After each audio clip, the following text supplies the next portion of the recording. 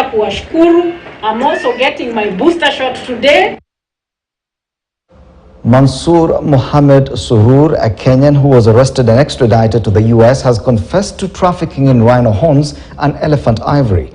Appearing before a federal court in Manhattan, New York, he also pleaded guilty to conspiring to distribute heroin to a buyer in the US.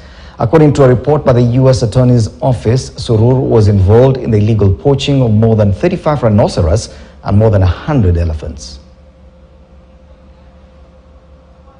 Close to 2 years after he was arrested in Mombasa and later extradited to the US over the illegal poaching of more than 35 rhinos and over 100 elephants, Mansoor Mohammed Surur has pleaded guilty to conspiring to traffic in rhino horns and elephant ivory valued at over 850 million shillings.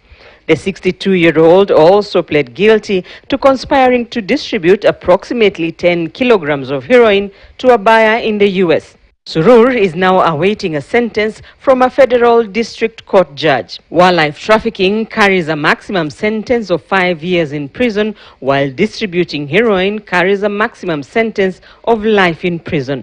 Surur had been charged alongside two Kenyans, Badru Abdulaziz Saleh and Abdi Hussein Ahmed, Muazu Kroma of Liberia and Amara Cherif of Guinea. Kroma pleaded guilty to the charges in March and Cherif in April this year. Badru Abdulaziz Saleh was arrested on Monday, just days after the U.S. government offered a 254 million shilling bounty for Badru Abdulaziz Saleh and Abdi Hussein Ahmed. The U.S. Fish and Wildlife Service and the U.S. Drug Enforcement Administration seek the apprehension of fugitives Ahmed and Saleh for their alleged involvement in an international organized criminal network that trafficked wildlife from Africa and sought to traffic illicit drugs to the United States. You can see the havoc they have wreaked not only to our wildlife, which is our mainstay as far as our country is concerned, one of the main resources even to earn for us foreign currency. Abdi Hussein Ahmed remains at large. Rita Tinina, KTN News. World leaders have been called upon to take urgent action to mitigate against the effects of climate change.